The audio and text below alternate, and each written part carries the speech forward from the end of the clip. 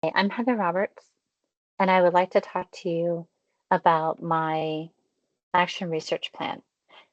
I believe doing an action research project related to the retention strategies at my work would give me insight on how the frontline embraces change or is it resistance to that innovation.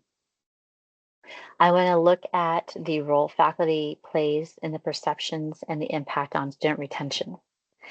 To better understand the relationship between online faculty and the institution's actions related to student retention, I need to examine how the teams approach the new students in the front line in both faculty positions, program mentor and course instructor.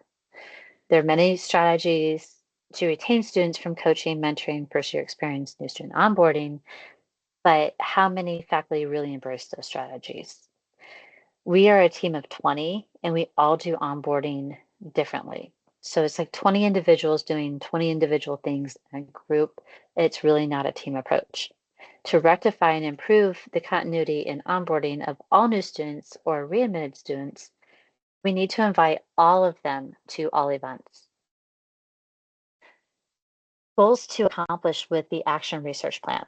My goal is to implement a team-based onboarding invite in Cadence text platform, which is how we text message with our students, include dates and times of these new onboarding sessions that they can join versus faculty doing individual back-to-back onboarding calls. Those back-to-back onboarding calls can take anywhere from 30 to 45 minutes to an hour, and we usually have at least two, which is your introduction call and your degree plan and registration call. And then some faculty even still do the older approach, which is all three calls, which is introduction, which is about 30 to 45 minutes, degree plan calls an hour, and then your registration's 30. So with that time or those times out there, our productivity during the onboarding of new students, is really, really low. Our productivity could be dramatically improved if we went to embracing the technology in Cadence and using that text platform to communicate with our students, and then also coming together as a team to collaborate on how we're going to email and provide the information in these onboarding sessions to the students. So by um, having a mass email go out to the students, welcoming them to our team, would then improve that consistent messaging, and that could be sent by our manager out to all of the new students. So that way it's consistent, there's a direct tone, possibly more of an authoritative tone, because we want them to understand how this onboarding to us is going to impact the course of their um, time here with us. And they have to understand that if they don't do this right at the beginning, it will impact their progress later on down the road. Getting information in more than one way and many different ways, phone, text, and email, is going to help them understand and reiterate the importance of this onboarding process to them.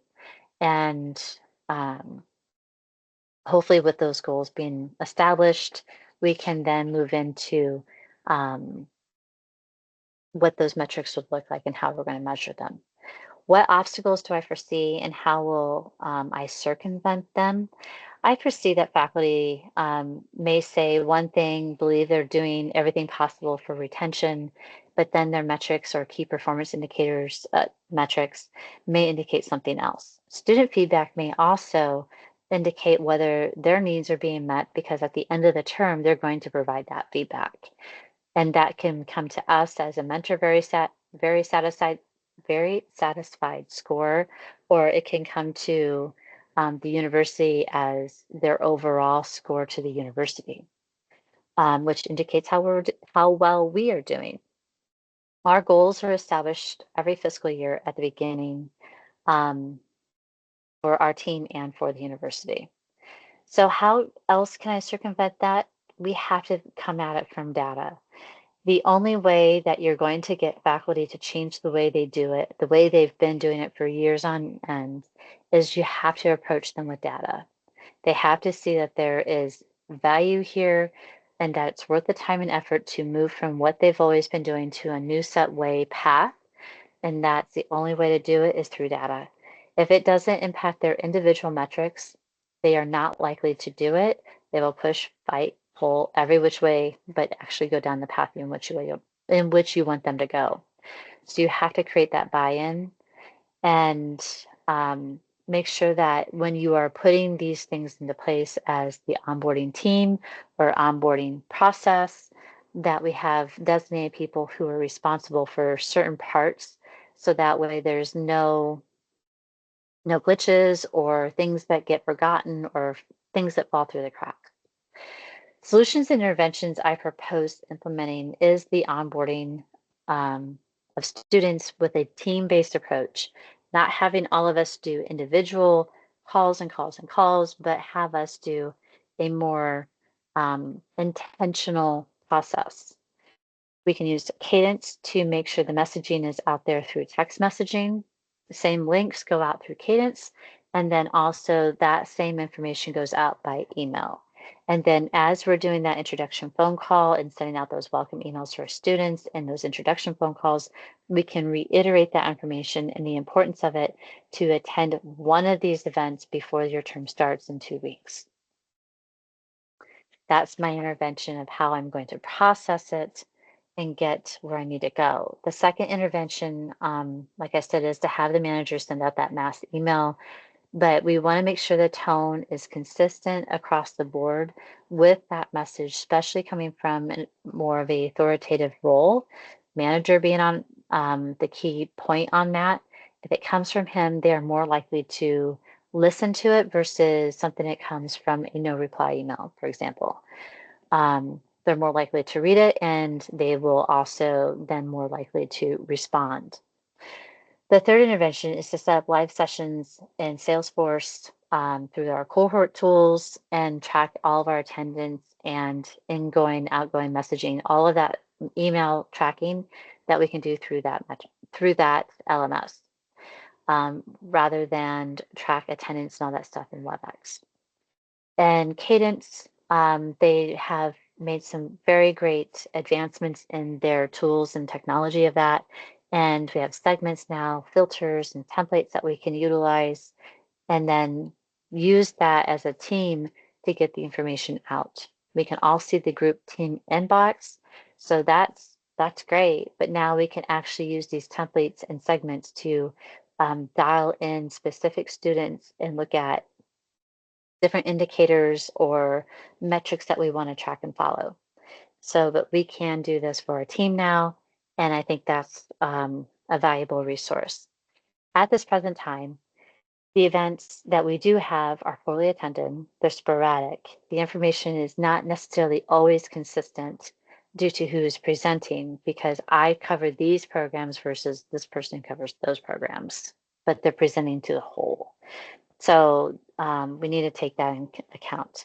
The event is not recorded or sent to the event is not recorded or sent to them with any resources, and there's no goodie bag for attending. They have literally walked away from an event with nothing to take home, and a lot of students respond better to having something.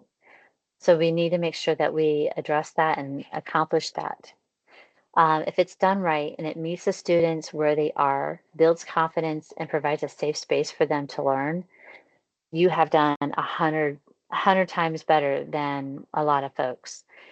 It builds the sense of community around the students by knowing that they are part of a team and that many faculty members are here to support them in their learning needs.